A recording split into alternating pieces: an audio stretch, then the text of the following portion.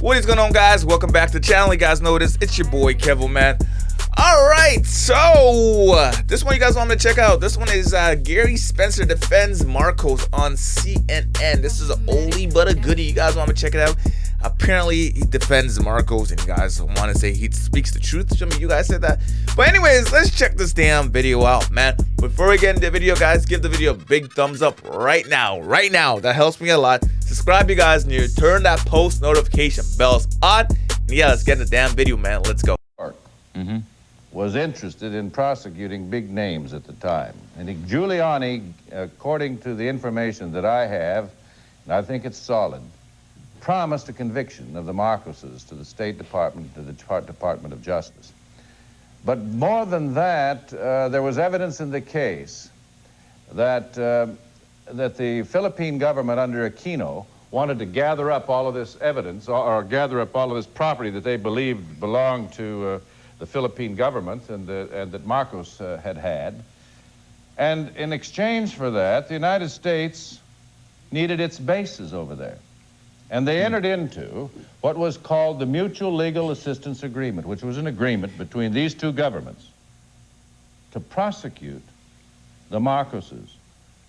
And when Mr. Marcos died, they continued to prosecute this widow. Let me ask you a couple of legal questions to one of the best legal minds in America. Is it tough to try a case with Larry King looks so young here. Two different lawyers? Yes, it's very tough. But in this case, we had Adnan Khashoggi's interests were quite similar to ours. The truth was the same. There wasn't the defenses weren't in conflict, and Mr. Khashoggi was represented by a very fine lawyer by the name of James Lynn. How long was the jury out? Three, four days. Did that get you a little worried after a time? What pain lawyers go through. You know, every time I wait for a jury, I say to myself, you know, Lord, just let me get through this one and I'll never take another case. Okay, the longer they stayed, the more worried you get? Oh, you know, and you can't sleep. It's like waiting for a baby that's never born. Was she a good client? She was, you know, this is a beautiful woman, and she was the best client I ever had. Why did she need so many shoes? That was obviously a point. The thought about Imelda was greed. Well, you know, that the thing that they never really understood about Imelda was that she really wasn't a greedy woman. She was very loved, and she is loved, and she's loved by the masses of people in the Philippines. And the people here, everybody that touched her, saw her, fell in love with her. She is an absolutely marvelous, wonderful human being. So it seemed like she was really good to the people of the Philippines.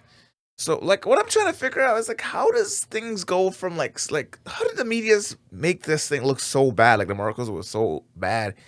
And that's what I don't understand. Like, how was this? Does people just forget what Marcos did? Or the Marcos family did or something like that? Put in the comments down below, man. Did people just forget? Are they just brainwashing the younger generation? Or is it all true, what they did? She was gifted. You know, she didn't go out and buy this stuff. People gave it to her. Her husband gave it to her. Rich people, princes, people were just loved her and showered her with gifts. And with respect to her shoes, you know, my wife's got 100 pairs of shoes, I think. So what? So she wasn't using the Filipino people's money. People were giving her stuff. I can see that happening. Like, even now in modern days, a lot of celebrities, they're rich, but people just give them stuff. It seems like the richer you are, the more stuff you get. Like, I don't know how that works at all. Like, you're rich enough to buy your own stuff, but people refuse to let you buy your own stuff. Like, no. We will not let you buy your own stuff. We shall give it to you for free. For free. I guess that's what she's trying to explain, that she got everything for free. Most majority of stuff she got was for free. And I cannot believe that. Let me know what you guys think in the comments down below. But in her case, the Philippines poor country, manufacture shoes. And everybody that manufactured shoes and had a new model pair of shoes wanted to have her have those shoes and wanted her to wear them. And if you'd go back and check her closet out, you'd find that most of them don't even fit her. That's We'll true. be right back with Gerry Spence. He hung up another win. He's one of the most successful lawyers in this country. How good is he? The late Edward Bennett Williams. the greatest legal mind I ever knew, when I asked him once, who would you want to defend you if you were in trouble? He said, Gerry Spence. We'll be right back.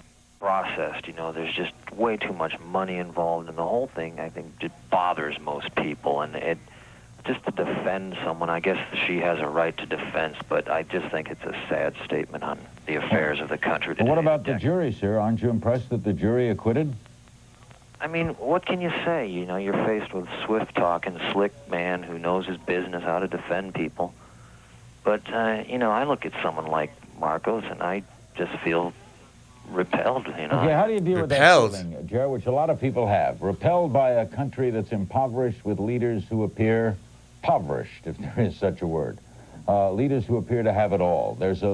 She may be popular, but America at large does not love her. You'd agree with that? Well, America as a whole doesn't really know her.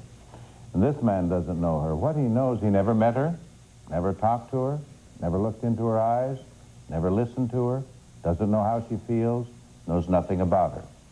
Wow. All he knows well said. is what he's read. And, you know, when I heard about the case, that's what I knew. That's the first, my first response was just like his. Mm-hmm. And I didn't take this case until I met the woman, talked to her, understood her, listened to her, and began to try to understand who she was as a human being. And that's what a jury did in this case. They listened to the evidence, not what the newspapers said, because in this case the newspapers had indeed convicted her. And this, as you can see, the great majority of Americans obviously believe that this woman. So, trying to say the propaganda? I happen fake news? to know who she is, and she's a very marvelous woman. Overland Park, Kansas. Hello. Yes. Hi, Mr. Spence. How do you do? Congratulations on a Thank great you. defense. And as far as the other caller, you know, if you have to break the law to enforce it, you know, there's something wrong with our government process. But my question was, if you could elaborate a little more on the Bush-CIA connection to the Marcoses that you mentioned in The your Bush opening and the argument. CIA.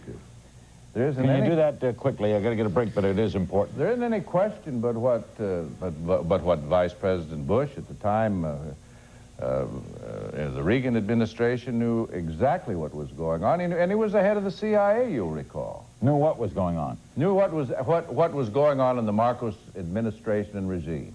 The largest single base of CIA's is in the Philippines. There wasn't anything that the Marcoses did that the CIA didn't know about. And, you know, I found out as I went into this case and listened to the evidence that there wasn't really any evidence that Mr. Marcos was a crook. There wasn't any evidence that he violated any of the laws. The government brought over here witness after witness, 95 witnesses, and showered this court with 300,000 documents. Wow. And they had the 300,000 documents. who could do whatever they wanted to with witnesses. You're saying the saw no evidence of any violation of the laws by Mr. Marcos himself. You're saying the Philippines was like a CIA based? CIA, there were more.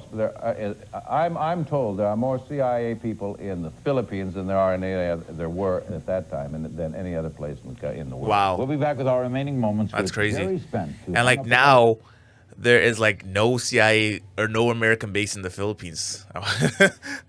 The win, successfully defending Imelda. All right, guys. So we just watched that. Pretty much, what I got from that, the vibe I got from that, is that people, you don't always believe what you hear or read in the newspaper, okay? Because sometimes you may read something about people in the newspaper, it may not be true, and when you actually do meet the person, it's completely different. So that's why don't always believe what you read in the newspaper, man.